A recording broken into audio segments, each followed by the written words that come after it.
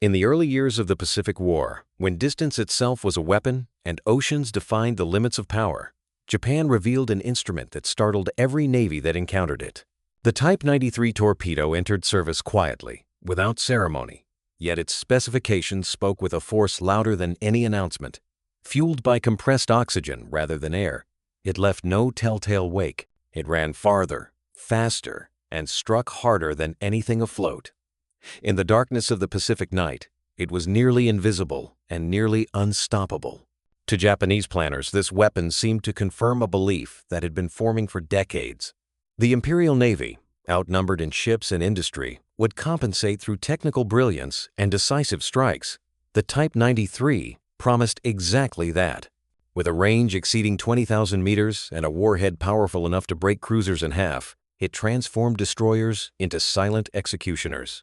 On paper, it rewrote the mathematics of naval warfare. Distance no longer meant safety, as speed no longer guaranteed escape. Yet embedded within this triumph was an irony the designers could not see. The torpedo was conceived for a single, climactic battle, a night engagement in which Japan would bleed an advancing enemy fleet before delivering a final, crushing blow. It was a weapon built for a war that followed rules written decades earlier. But wars, like oceans, shift beneath those who believe they have mastered them. As the conflict expanded, the torpedo's brilliance was constrained by the thinking that produced it. Japan lacked the radar, coordination, and flexible doctrine needed to exploit its full potential. Command decisions favored caution where aggression was needed, and tradition where adaptation was essential. Even the most advanced weapon could not correct flawed strategy or compensate for an industrial base stretched beyond its limits. In time, the Type 93 would achieve fearsome results, but never the decisive victory it was meant to secure. Instead, it became another example of a pattern repeating across the war. Technological excellence undermined by strategic rigidity. The deadliest torpedo ever built could sink ships, but it could not change the direction of history. And while Japanese engineers perfected range and silence, elsewhere, another kind of innovation was taking shape, one that would not rely on darkness or surprise, but on seeing the enemy first. By the late 1930 seconds, Japan faced a reality it could not ignore. Across the Pacific stood the United States Navy, larger, wealthier, and supported by an industrial base capable of replacing losses faster than any rival. Japan's response was not to match numbers, but to surpass them in precision. The Type 93 torpedo emerged from this belief as an answer forged in calculation and necessity. If Japan could not outbuild its enemy, it would outthink him. What resulted was a weapon that seemed to belong to the future.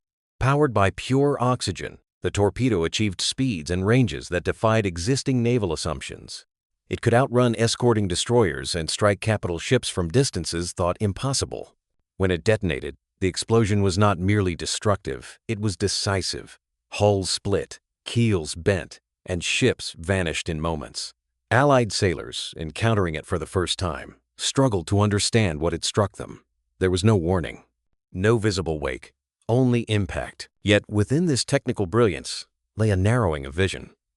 Japanese naval doctrine began to orbit this single achievement, shaping strategy around the weapon rather than the war itself. Victory was imagined as a sequence of perfectly executed night battles, each one reducing the enemy until collapse became inevitable. It was a beautiful theory, precise, elegant, and dangerously rigid. As the war unfolded, the struggle was not with engineering, but with application. Command structures proved inflexible. Coordination between ships faltered. Opportunities to exploit the torpedo's range were lost through hesitation or miscommunication. Worse still, the enemy adapted. Radar, air reconnaissance, and improved damage control slowly eroded the advantage the Type 93 had promised. A weapon designed to dominate the seas found itself constrained by decisions made far from the firing tubes. In time, the torpedo came to represent more than destructive power. It became a symbol of strategic overconfidence, the belief that a single, perfect solution could overcome complexity itself. Japan had built one of the most formidable naval weapons in history, yet had mistaken superiority in design for inevitability in outcome. And while Japanese tacticians refined the mechanics of attack, their adversaries were learning a different lesson, one that did not depend on silence or surprise, but on seeing farther, sooner, and together. When the Type 93 was finally loosed in combat, it did not disappoint. Early engagements revealed a weapon that exceeded even its designer's expectations. In the night battles of the Pacific, American ships were struck at distances their commanders believed impossible. Torpedoes arrived without warning, tearing through hulls with a violence that seemed to defy logic. Survivors spoke of sudden explosions, of ships shuddering as if struck by something unseen. For the first time, Allied navies confronted a threat they could neither detect nor easily counter. These early successes reinforced a growing belief within the Imperial Japanese Navy. The decisive weapon had arrived. Each sinking appeared to validate years of doctrinal faith that superior technology, wielded with discipline, could offset numerical inferiority. Reports from the front spoke of cruisers crippled and destroyers lost. On maps in distant command rooms, the Pacific seemed to shrink. Control of the sea, it was believed, was finally within reach. Yet the irony was already taking shape beneath the surface. The Allies were shocked, but not broken. Individual engagements, however devastating, did not determine the war's direction. Losses were absorbed, ships replaced, tactics revised. What the Type 93 achieved in moments of surprise, the Allied industrial system countered over months of relentless production. A weapon could win a battle. It could not, on its own, win a war measured in years. The struggle soon became evident. Producing the torpedo at scale strained Japan's limited resources, and its oxygen-fueled design demanded careful handling and specialized training. Coordination failures meant opportunities were missed. Some salvos were launched too late, others not at all. As Allied radar improved, night battles became rarer, and the conditions that had favored the Type 93 began to disappear. In the end, the revelation was quiet and unavoidable. The torpedo's early victories, once so feared, proved fleeting. Its impact, while real, was not decisive. Japan had built a weapon that could dominate moments but not momentum. The war moved forward, shaped less by singular brilliance than by adaptation, endurance, and scale. And, as the seas grew more transparent under the gaze of radar and aircraft, the era of invisible killers began to fade, replaced by a kind of warfare where surprise itself was becoming obsolete. Within the Imperial Japanese Navy, the Type 93 torpedo came to be regarded as an ace held close to the chest. It was the weapon that would compensate for shortages in steel and fuel, the silent force that could cripple the U.S. Pacific Fleet in a single, decisive sequence of blows. Officers spoke of it with confidence bordering on certainty. In the calculus of pre-war planning, this torpedo was not merely a tool, it was an answer. When the moment came, it would tip the balance and make victory inevitable. And yet, when that moment arrived, the scale never followed. Individual strikes were devastating, but they remained isolated. Ships were sunk, formations shattered, but the broader tide of the war did not turn. The Type 93 was rarely unleashed in the massed, coordinated attacks its doctrine demanded. Opportunities passed unexploited. Caution replaced aggression. What had been envisioned as a storm arrived instead as scattered lightning, brilliant, destructive, and fleeting. The irony lay not in the weapon itself, but in the strategy that surrounded it. Japan's naval planning was built around the idea of a single, climactic confrontation, a decisive battle that would settle the war in one night of destruction. The Type 93 was designed perfectly for that vision, but the war that unfolded was not singular or brief. It was prolonged, industrial, and unforgiving. The Allies did not collapse after early losses. They adapted, repaired, and returned with greater numbers and improved coordination. As the conflict dragged on, the struggle deepened. Japan continued to prioritize technological refinement over logistical reality. Fuel shortages, limited training, industrial constraints slowed production. Command structures resisted change. Even the most advanced torpedo could not compensate for the absence of radar integration, air superiority, or a sustainable replacement pipeline for lost ships and crews. The weapon demanded conditions that no longer existed. Gradually, the truth became impossible to ignore. The Type 93 was a masterpiece of engineering, but it was trapped within a flawed, strategic framework. Japan had invested enormous faith in the belief that superiority at the point of contact could outweigh endurance over time. It was a belief shaped by earlier wars and undone by a new kind of conflict that rewarded flexibility, coordination, and scale above all else. The revelation was not dramatic. It arrived quietly, measured in losses that could not be replaced and advantages that could no longer be regained. The torpedo remained deadly until the end, but its presence no longer inspired confidence. A perfect weapon, it turned out, could not rescue an imperfect strategy. And as Japan clung to the hope of decisive blows, the war was already being decided elsewhere by factories, by logistics, and by doctrines that no single invention, however brilliant, could overcome. From its first trials, the Type 93 torpedo revealed a demanding truth. Its power was inseparable from precision. To be effective, it required flawless coordination between ships moving at night, exact targeting under pressure, and timing measured in seconds. A single misjudgment, an incorrect bearing, a delayed launch, a breakdown in communication could render its advantages meaningless. In the controlled environment of testing, this precision was achievable. In the chaos of war, it was far less certain. Yet within the Japanese Naval Command, belief persisted. The torpedo's unprecedented range and destructive force seemed sufficient on their own. If the weapon was superior, victory would follow. This assumption shaped planning and reinforced confidence even as conditions at sea grew more unpredictable. Technology, it was believed, could impose order on chaos. The Type 93 would do what doctrine and discipline alone could not. The irony was severe. Again and again, the torpedo's immense power was squandered in fragmented engagements. Attacks were launched without proper synchronization. Salvos missed opportunities for concentration. Some destroyers fired too early, others too late. In several battles, ships carrying the Type 93 never reached effective firing positions at all. The weapon that demanded unity was too often used in isolation, its potential diluted by disjointed execution. As the war progressed, the struggle became systemic. Japanese naval operations lacked the integrated command and control structures necessary to coordinate large-scale torpedo attacks. Communication systems were vulnerable. Intelligence was incomplete. Training hours declined as fuel shortages worsened. The torpedo itself remained formidable, but the human and organizational framework around it weakened steadily. Precision became harder to achieve with each passing month. Meanwhile, Allied forces refined their own coordination. Radar networks extended vision beyond darkness. Air patrols disrupted surface maneuvers. Task forces operated with increasing cohesion, reducing the windows in which surprise attacks could succeed. The conditions that had once favored the Type 93 narrowed until they were rare exceptions rather than expected opportunities.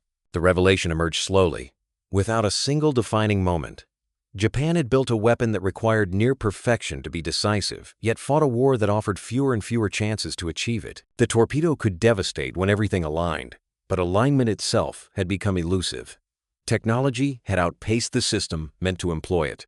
In the end, the lesson was unmistakable. No weapon, however advanced, operates in isolation. It draws its strength from strategy, coordination, and sustained support. Without those foundations, even brilliance fades into inefficiency. And as Japan continued to rely on moments of precision that rarely came, its enemies were preparing for a different kind of warfare, one that reduced reliance on perfection and instead favored resilience, repetition, and overwhelming coordination. The waters around Guadalcanal offered the Type 93 torpedo its most revealing trial. Here, in the narrow seas of the Solomon Islands, night after night unfolded under conditions that seemed ideal for Japan's most feared weapon. Darkness concealed movement. Close ranges favored surprise. Early clashes demonstrated, once again, the torpedo's terrible potential. American ships were struck suddenly, some fatally, by attacks they could neither see nor fully understand. On paper, this should have been the proving ground where the Type 93 reshaped the campaign. Japanese commanders believed as much.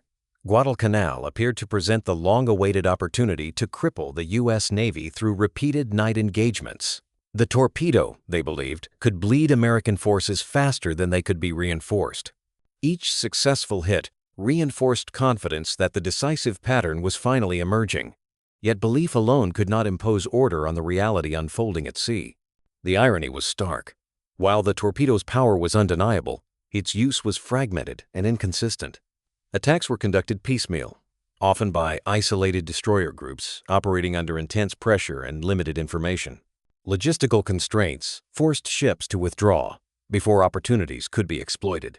Fuel shortages curtailed endurance. Commanders made decisions in darkness, not just of night, but of incomplete intelligence.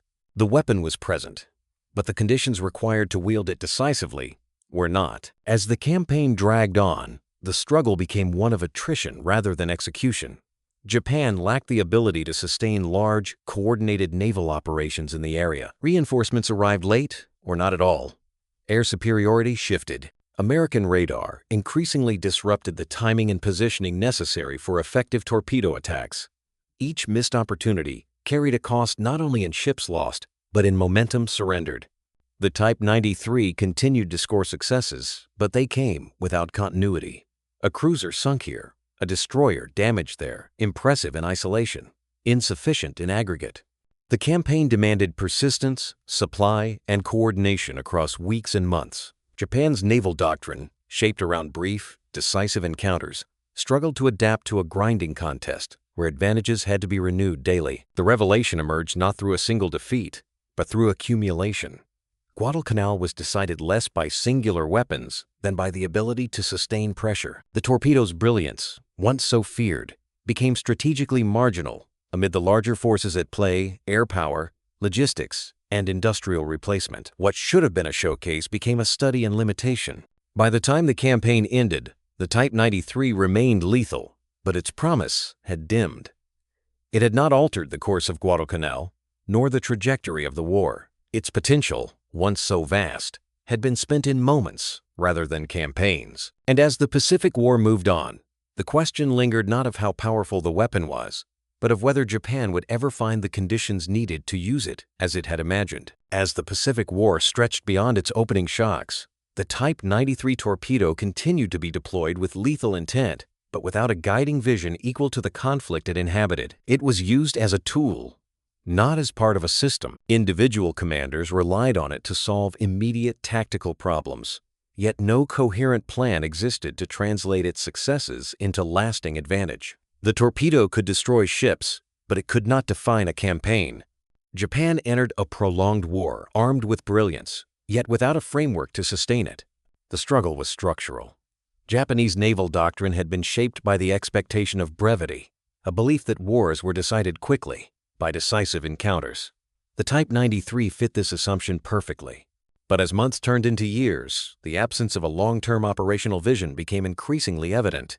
There was no reliable mechanism to synchronize torpedo attacks with air power, no flexible command structure to exploit fleeting breakthroughs, and no industrial depth to replenish losses. The weapon functioned in isolation, detached from the broader demands of modern warfare. Here, the irony deepened. On paper, the Type 93 remained one of the most formidable naval weapons ever built. Its range still exceeded expectations. Its warhead still terrified those who faced it. Yet these qualities mattered less with each passing engagement. Japan could win moments, but not momentum. The torpedo's technical success became a quiet contradiction, overshadowed by strategic failure unfolding on a much larger scale. Pressure mounted as Allied forces adjusted. Early vulnerability gave way to methodical adaptation. Radar networks expanded across the Pacific, erasing the darkness that had once protected Japanese destroyers. Task forces learned to maneuver defensively, dispersing formations and reducing exposure. Damage control improved, allowing ships to survive hits that once would have been fatal. Even when the Type 93 struck true, its effects were increasingly contained. Surprise, once decisive, became temporary. This adaptation revealed a widening asymmetry. While Japan relied on singular excellence, the Allies relied on systems-integrated intelligence, standardized training, and an industrial engine capable of constant revision. Losses were studied, lessons disseminated, tactics refined. The torpedo did not become irrelevant, but it became predictable, and predictability in war is a form of vulnerability. The absence of a comprehensive war plan left Japan reacting rather than shaping events. Each engagement demanded perfection because there was no margin for error. Each loss carried disproportionate weight because replacement was uncertain. The Type 93 demanded ideal conditions, yet the war increasingly offered none.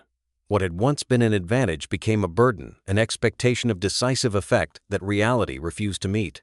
The revelation was unavoidable by the later stages of the conflict. The torpedo had never been the problem. It had performed as designed. The failure lay in the belief that a single weapon, however advanced, could substitute for strategic coherence. Victory required more than destruction. It required endurance, coordination, and the ability to adapt faster than the enemy. On those terms, the Type 93 was never given a chance to matter. In the end, the weapon remained deadly until the final months, but it operated within a shrinking space, constrained by a war plan that never evolved to match the conflict it faced. Japan had built a masterpiece, then asked it to fight alone. And as the Pacific War moved toward its conclusion, the lesson hardened into history. Weapons win battles, but only strategy decides war's a truth. The Type 93 revealed not through failure of design, but through the silence that followed its final launch. The first encounters with the Type 93 torpedo struck the United States Navy with genuine shock. Ships were hit at ranges that defied expectation, often without warning, in waters commanders believed were secure. Night, long regarded as protection, became a liability. Early losses forced an uncomfortable realization.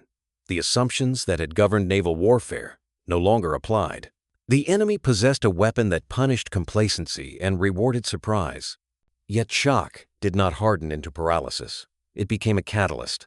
American commanders understood that the torpedo's power depended on specific conditions: darkness, confusion, and proximity. If those conditions could be disrupted, the weapon's advantage would diminish. The response was not immediate nor elegant, but it was methodical. Each battle became a lesson. Each loss became data. The war transformed into a process of continuous adjustment. Within Japanese command circles, belief endured. The torpedo had proven itself repeatedly. There was little reason, they assumed, for that to change. Confidence remained that superior range and destructive force would continue to devastate U.S. formations. What this belief overlooked was not technology, but adaptability. The Allies did not search for a single decisive counter. They built layers of mitigation, refining them engagement by engagement. Radar marked the first decisive shift. As American radar coverage expanded, the darkness that had concealed Japanese destroyers began to thin. Ships could now detect movement beyond visual range, reducing the surprise that made torpedo attacks so lethal. Formations adjusted course earlier. Screens widened. Engagements began on American terms rather than Japanese ones. The night was no longer empty, it was watched. Alongside detection came changes in behavior. U.S. ships adopted evasive maneuvers once torpedo threats were identified, complicating firing solutions that demanded precision. Convoys dispersed rather than clustering tightly. Commanders accepted reduced formation discipline in exchange for survivability. Damage control procedures were revised. Crews drilled relentlessly, and ships that might once have been lost were now saved through preparation rather than luck. Anti-torpedo measures followed. Improved hull compartmentalization, limited flooding. Escorts refined screening tactics, pushing potential launch platforms farther from high-value targets. Air patrols extended defensive reach, forcing Japanese surface units to operate under increasing pressure. None of these measures eliminated the torpedo threat outright, but together they reduced its effectiveness. What had once been decisive became manageable. The irony deepened with time. The Type 93 had not changed. Its range remained formidable. Its warhead remained devastating. But its environment had transformed.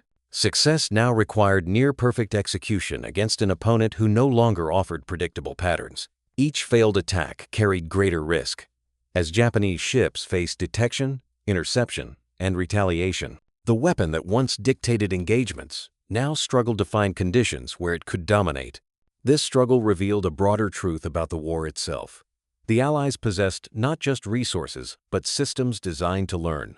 Intelligence was shared, tactics were standardized, then revised. New crews absorbed lessons paid for by earlier losses. Where Japan relied on maintaining advantage, the United States focused on eroding it. Time, once Japan's enemy, became America's ally. The revelation was gradual, but unmistakable. The Type 93 could still kill, but it could no longer decide. Its early successes, once feared, proved unsustainable against an opponent that adapted faster than doctrine could predict. The balance shifted not through a single breakthrough, but through accumulation. Small improvements, repeated endlessly, until superiority emerged. By the later stages of the war, the torpedo had become a known quantity, dangerous, respected, but no longer transformative. The U.S. Navy had absorbed the shock, dismantled the advantage, and moved forward. Adaptation had done what firepower alone could not. And as the Pacific War pressed on, the lesson settled into permanence, not that the weapon had failed, but that adaptability, once awakened, was the most powerful force at sea. As the war pressed deeper into its second and third years, Japan continued to place faith in innovation. The Type 93 torpedo remained emblematic of that belief, a weapon born from technical audacity and refined with extraordinary care. Even as circumstances deteriorated, confidence endured that ingenuity could still produce a decisive reversal. If one breakthrough had unsettled the enemy before, another might yet do so again. But the battlefield no longer rewarded novelty alone. The struggle was no longer about introducing something new. It was about sustaining effectiveness in a war that refused to remain static. Allied forces had absorbed the shock of early encounters and responded not with imitation, but with integration. New tools were not treated as miracles, but as components tested, revised, and folded into larger systems of command and control. Against this approach, Japan's reliance on singular excellence began to show its limits. Here, the irony sharpened. Japan's technological edge, once so intimidating, did not disappear, but it diminished in relative value. The Type 93 remained superior by many technical measures, yet superiority mattered less in a conflict defined by scale and repetition. Each innovation faced an enemy that learned faster than doctrine anticipated. What was once unexpected became familiar. What was once feared became planned for. The war exposed a fundamental imbalance. Japan pursued perfection in weapons, but lacked the industrial depth to deploy them broadly, replace losses quickly, or revise designs at pace. Production runs were limited. Training hours declined. Fuel shortages constrained experimentation. Innovation became preservation rather than evolution. The Allies, by contrast, treated innovation as a process rather than a product, one that thrived on abundance, feedback, and time. As the months passed, this disparity compounded. American shipyards launched replacements faster than losses could be inflicted. Radar sets improved incrementally. Doctrine shifted as lessons were absorbed across fleets rather than isolated commands. Coordination between air, sea, and intelligence assets tightened. No single Allied invention matched the elegance of the Type 93, but together they rendered it increasingly irrelevant. The revelation that emerged was uncomfortable and unavoidable. War was not a contest of brilliance, but of systems. Individual innovations could shock, even terrify, but they could not endure without support. A weapon needed logistics, doctrine, training, and production to remain decisive. Without those foundations, even genius became finite. Japan's continued reliance on technological solutions revealed a deeper miscalculation. Innovation had been asked to compensate for strategic inflexibility and material scarcity. It was an unfair burden. The Type 93 had done everything, asked of it, and more. What it could not do was alter the fundamental structure of the war. It could not slow Allied learning. It could not replace lost pilots, fuel, or steel. It could not impose coherence where none existed. By the later stages of the conflict, the pattern was set. Each new Japanese development arrived into an environment already prepared to absorb it. The gap between invention and impact widened. Time favored the side that could revise, reproduce, and coordinate faster, not the side that produced isolated brilliance. The final lesson was neither dramatic nor sudden. It settled gradually, confirmed by outcomes rather than proclamations. The war would not be decided by the sharpest weapon, but by the most adaptable force. Victory belonged to those who could sustain pressure, align innovation with strategy, and treat learning as a weapon in itself. In that sense, the Type 93 did not fail. It revealed the limits of what innovation alone could achieve. It stood as a reminder that in modern war, brilliance must be matched by endurance, and that no invention, however advanced, can outrun a system built to adapt without pause.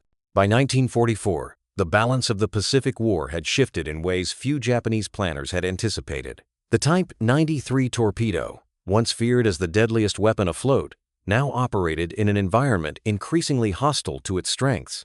American ships no longer sailed blind into darkness. Air patrols filled the skies. Radar watched the seas. What had once been a silent advantage was steadily being stripped away, not through imitation, but through transformation. The shock was not immediate, but cumulative.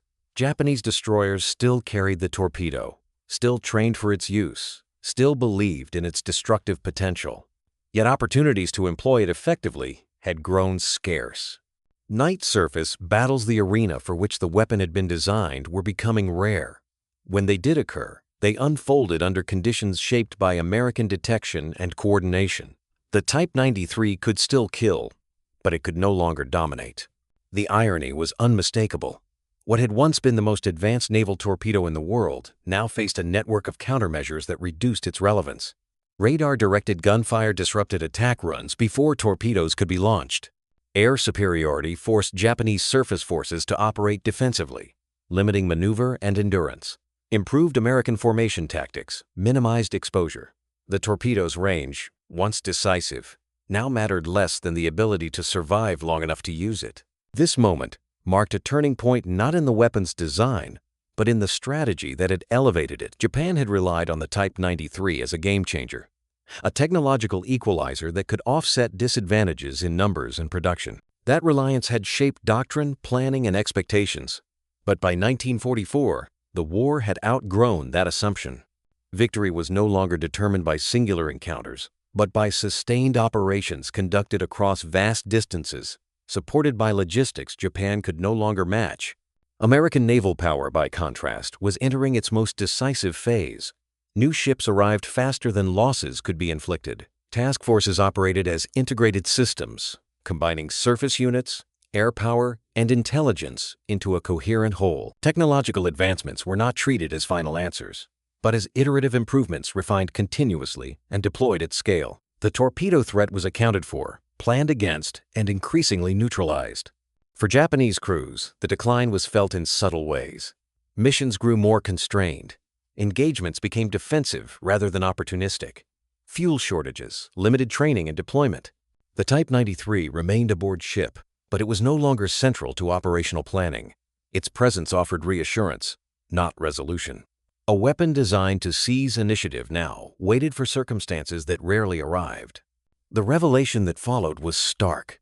The United States had not merely countered the torpedo, it had rendered the concept of decisive surprise increasingly obsolete. Control of the seas now depended on visibility, coordination, and endurance. Logistics dictated tempo. Intelligence shaped engagement. In this environment, the Type 93 was a relic of an earlier vision of warfare, one that assumed wars could still be decided by singular moments of brilliance. This did not diminish the weapon's legacy. The torpedo had been a marvel of engineering, a testament to what innovation could achieve under constraint. But it also became a cautionary symbol. Japan's strategic miscalculation was not in building the Type 93, but in believing it could anchor an entire war effort. Technology had been asked to do the work of strategy. By the final year of the conflict, the balance of naval power was unmistakable. The U.S. Navy operated with confidence, depth, and flexibility. Japanese forces fought with courage, but within narrowing limits. The seas no longer belonged to the side with the most daring weapon, but to the side that could sustain pressure without pause. The decline of the Type 93 was not marked by a single defeat or final engagement. It faded as relevance faded, overshadowed by systems it could not disrupt and a war it could not redefine. What had once promised dominance now illustrated a deeper truth. In modern war, innovation matters, but only when it is matched by adaptability, logistics, and strategy. Without those, even the deadliest weapon becomes a witness to its own obsolescence. By the final years of the war, the struggle surrounding the Type 93 torpedo was no longer one of design or intent, but of circumstance. Japan's resources were thinning at every level. Fuel shortages, limited training and deployment, industrial capacity, once strained, now faltered under constant pressure. Shipyards could no longer replace losses at anything resembling parity. In this environment, even the most advanced weapon could not escape the gravity of decline. The Type 93 still existed, still functioned, still threatened, but its potential was increasingly disconnected from reality. The torpedo's promise had always rested on scale and continuity. It was meant to be used repeatedly, decisively, as part of a sustained campaign that would erode the enemy's strength faster than it could be restored.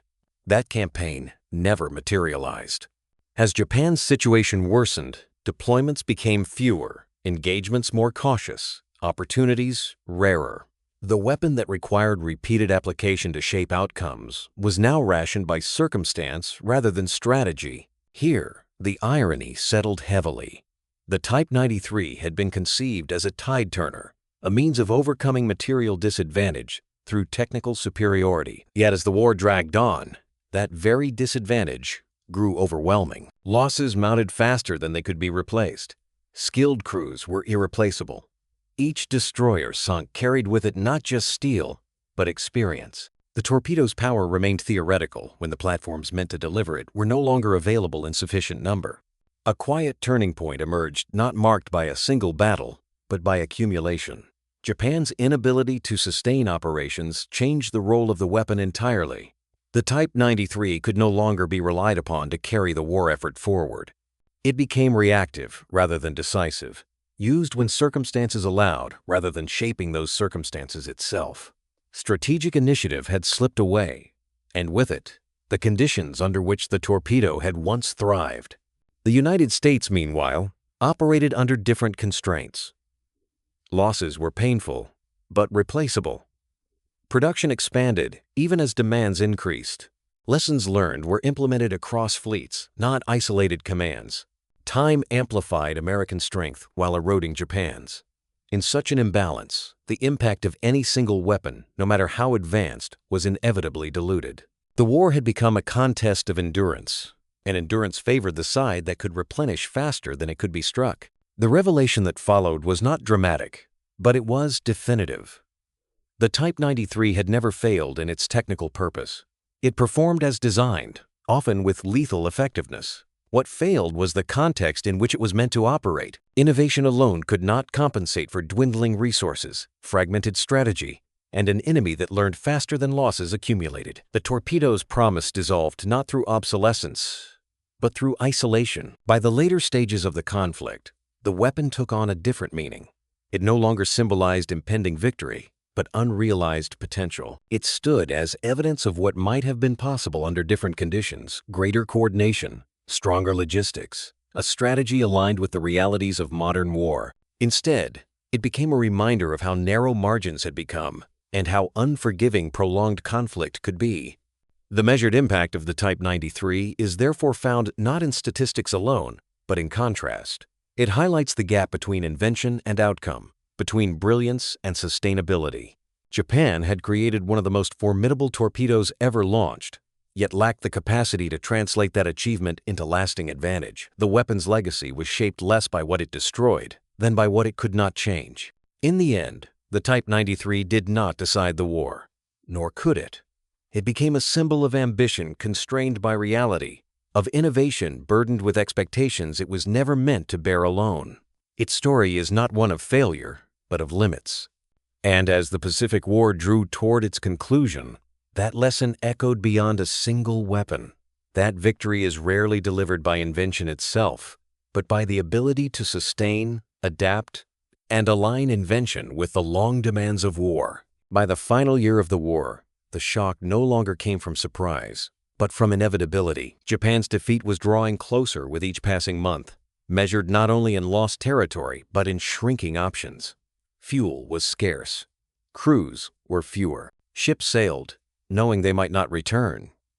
And yet, the Type 93 torpedo remained aboard, still functional, still feared, still capable of destruction. In these last moments, it was used not as part of a grand design, but as an act of necessity. In isolated engagements, the weapon proved it had lost none of its lethality. When circumstances aligned, it still struck with the same sudden violence that had once stunned the Pacific Fleet. Ships were damaged, sometimes sunk. Crews were killed. For those on the receiving end, the experience was no less terrifying than it had been years earlier. The torpedo's power endured, even as the world around it collapsed. The irony lay in what no longer followed. There was no exploitation, no follow-on operation, no widening advantage. Each successful strike ended where it began. Japan lacked the ships to press forward. the fuel to pursue retreating enemies, and the air cover to protect its own movements. The weapon still worked, but the war no longer allowed it to matter. These final uses marked a quiet turning point. Not because they changed the war's direction, but because they confirmed it could no longer be changed. The Type 93 had been designed to prepare the way for victory, to weaken an enemy fleet before a decisive blow. Now, there would be no decisive blow. The war would end before the torpedo could ever be used as intended, not because it failed, but because the moment it was built for never arrived. For Japanese sailors, this reality was deeply felt. They carried one of the most advanced naval weapons ever created into battles, defined by scarcity and retreat. Launches were calculated carefully, sometimes hesitated over, knowing that even success might change nothing. Courage remained, discipline remained, but hope narrowed. The torpedo became less a promise than a reminder of what had once been believed possible. As the Allied advance accelerated, the foundations required to support such a weapon vanished entirely. Ports were lost, supply lines fractured, coordination broke down. The conditions that had once allowed the Type 93 to dominate darkness, surprise, initiative were gone. What remained was a weapon out of time, still sharp, still dangerous, but strategically alone. The revelation that emerged from these final strikes was not about technology, but about context. The Type 93 had never been obsolete in design. It was overtaken by events. War had expanded beyond the scale at which singular brilliance could decide outcomes. Victory now belonged to those who could sustain pressure, integrate forces, and endure losses without collapse. In that kind of war, late successes mattered little. When the conflict ended, the Type 93 faded quietly from history, not in failure, but in incompletion. It was remembered by those who faced it, respected by those who studied it, and mourned by those who had believed in it. Its legacy became one of possibility rather than consequence, a weapon capable of reshaping battles, but never given the chance to reshape the war. In retrospect, its story mirrors the larger arc of Japan's naval effort. Extraordinary skill applied within narrowing limits, innovation burdened with expectations it could not fulfill alone. The torpedo did not lose its power. The war simply moved beyond the kind of victory it was designed to deliver. The last strikes of the Type 93 did not echo forward into triumph. They faded into the closing noise of a war already decided. And in that silence afterward, the lesson endured not that the weapon had failed, but that even the deadliest tool cannot redeem a strategy that arrives too late. The consequence of Japan's wartime strategy became clearest not in a single defeat, but in the accumulation of missed chances. Technological achievement had never been the problem. The Type 93 torpedo stood as proof of extraordinary ingenuity under constraint. Yet as the war progressed, it became evident that Japan had failed to translate innovation into sustained advantage. Weapons existed, but the structures needed to exploit them consistently did not. In that gap between invention and execution, defeat quietly took shape. Japan entered the conflict believing that superior technology could compensate for material imbalance. The Type 93 embodied this conviction. It promised to inflict disproportionate damage, to thin enemy strength before decisive engagements, to make up for shortages in ships and industry. For a time, this belief appeared justified. Early successes reinforced confidence that brilliance at the point of contact could overcome broader disadvantages.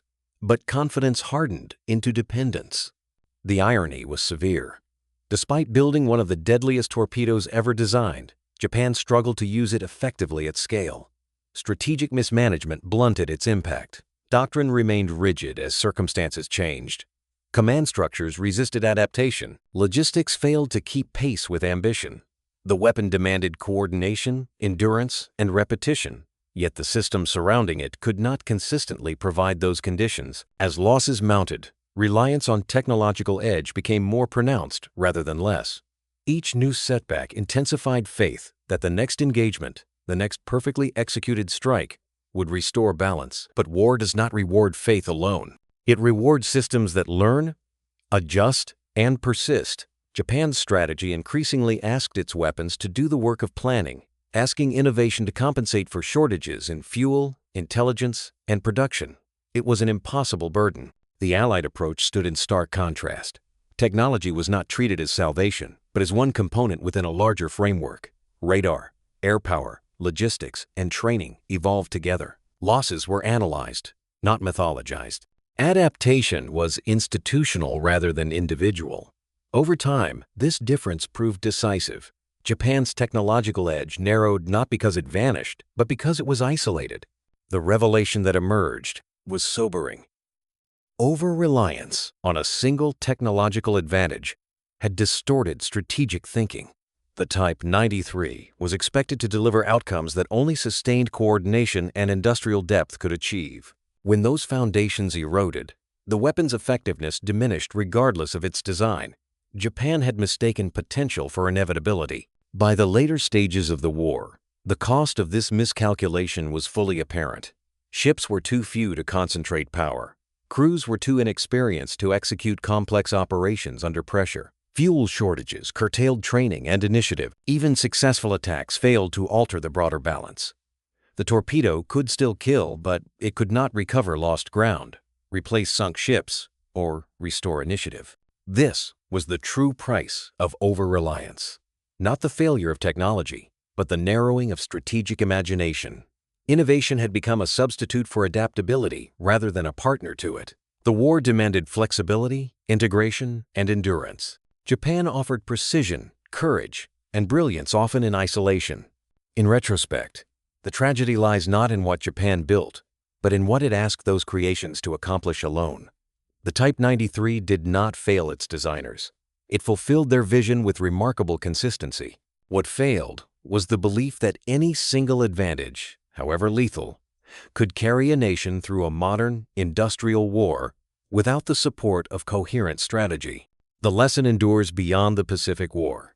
Technological excellence is powerful, but fragile when isolated. Without alignment between invention, doctrine, and sustainment, even the deadliest weapon becomes a symbol rather than a solution. And in the silence after the war, the Type 93 remained a reminder that victory is not won by brilliance alone, but by the ability to balance innovation with strategy and ambition with reality. In the years that followed the war, reflection replaced urgency. Engineers who had once labored over blueprints and test data spoke of the Type 93 with a mixture of pride and restraint. Veterans who had launched it, evaded it, or survived its impact remembered it differently, less as a concept, more as an experience. For both, the torpedo carried the weight of what had been hoped for and what never came to pass. It was a weapon born of extraordinary ambition, yet bound to a war it could not decide. Among those who designed it, the Type 93 remained a remarkable achievement. Working within severe material constraints, they had pushed the boundaries of propulsion, range, and lethality. The oxygen-fueled system was risky, complex, and dangerous to handle, but it worked. By any technical measure, the torpedo exceeded its contemporaries. For the engineers, this mattered deeply. It represented proof that ingenuity could flourish even under pressure. That accomplishment endured, regardless of the outcome of the war. For sailors, the memory was more immediate. They recalled the tension of night engagements, the calculations made in darkness, the brief moment between launch and impact. Some remembered the confidence the weapon inspired, others the frustration of missed chances and unexploited successes. Many understood even then that a single strike, however devastating, rarely changed what followed. The torpedo was powerful, but it did not alter the larger pattern of retreat, scarcity, and loss. The irony of the Type 93's legacy lies precisely there. It is remembered for what it was, not for what it achieved. Its innovation is studied, its design respected, its effects acknowledged. Yet it is not associated with victory or even with decisive turning points. Instead, it occupies a quieter place in history as an example of brilliance constrained by circumstance. In retrospect, the weapon became symbolic of Japan's broader wartime experience. Extraordinary effort applied within narrowing limits. Precision without endurance. Innovation without the supporting systems required to sustain it. The Type 93 promised to offset imbalance, but imbalance defined the war it entered. No amount of technical superiority could compensate for shortages in fuel, production, coordination, and time. The revelation that emerges from its story is not one of failure, but of misalignment. The torpedo did exactly what it was designed to do. What it could not do was overcome a strategic environment that demanded more than isolated excellence. War had changed. It no longer rewarded singular moments of surprise as it once had. It rewarded those who could integrate technology into a broader, adaptable system and sustain that system over years. Today, the Type 93 stands as a reminder of lost potential, not in the sense that it was misused, but that it was asked to bear expectations no weapon could fulfill alone. It has become a case study in the limits of innovation when separated from strategy, a warning that brilliance, without alignment, risks becoming historical footnote rather than decisive force. For historians, its legacy offers clarity. The Torpedo illustrates how easily technological success can be mistaken for strategic inevitability. For veterans, it remains part of a lived experience, one shaped by courage, discipline, and the realities of a war that moved faster than planning could follow. For engineers, it endures as proof of what was possible, even when circumstances were unforgiving. In the end, the Type 93 did not change the outcome of the Pacific War, but it changed how that war is understood. It revealed the distance between what can be built and what can be sustained, between invention and victory. And in that space between promise and outcome, the legacy of the Type 93 remains silent, formidable, and unresolved. By the time the war reached its final stages, the meaning of the Type 93 torpedo had changed. What had once been a promise now felt like an echo. It remained a marvel of engineering, precise, powerful, and unmatched in many respects, but it existed in a strategic landscape that no longer resembled the one for which it had been conceived. The war had moved on. The conditions it required had vanished. The torpedo had not failed the war. The war had outgrown the torpedo. The moral weight of the story lies not in the weapon's shortcomings, but in its timing. The Type 93 was created for a vision of conflict rooted in earlier assumptions, decisive battles, concentrated fleets, outcomes shaped by singular moments of surprise. That vision had already begun to erode before the first torpedo ever left its tube in anger. Industrial warfare, air power, intelligence networks, and logistics were reshaping the battlefield faster than doctrine could adapt. By the time the weapon was ready, the war it was meant to fight was already slipping away. Japan's strategic missteps compounded this disconnect. Brilliance at the technical level was not matched by flexibility at the strategic one. Planning remained anchored to expectations of short wars and decisive engagements, even as reality demanded endurance and adaptation. The Type 93 was expected to compensate for shortages in production, fuel, and coordination. It was asked to deliver outcomes that no single innovation could provide. In that sense, the weapon was not just late, it was burdened. The tragedy is subtle. Had the Type 93 been paired with a different strategy, a different industrial base, a different approach to learning and adaptation, its story might have been written differently. But history does not reward hypotheticals. It measures outcomes. And the outcome was clear. Technological brilliance alone could not reverse strategic decline. The torpedo could strike ships, but it could not restore initiative once it had been lost. As the war ended, the Type 93 stood as a reminder of effort expended against narrowing odds. Engineers had succeeded where they were asked to succeed. Sailors had carried the weapon into battle with discipline and courage, yet neither could alter the deeper currents shaping the conflict. The torpedo's power remained real, but increasingly irrelevant. It belonged to a war defined by decisive moments, not to one defined by sustained pressure. Reflection reveals a broader lesson. Innovation is not salvation, it is an amplifier. When aligned with sound strategy, logistics, and adaptability, it can shape outcomes. When isolated, it becomes symbolic rather than decisive. Japan's reliance on the Type 93 reflected a belief that excellence could substitute for endurance. The war proved otherwise. The weapon's legacy, therefore, is not one of failure, but of misalignment. It demonstrated what was possible within constraint and what was impossible without coherence. It showed how far ingenuity could go and where it would inevitably stop. The Type 93 did not arrive too weak. It arrived too late, into a conflict already defined by forces beyond its reach. In the end, the torpedo became a quiet witness to the limits of timing.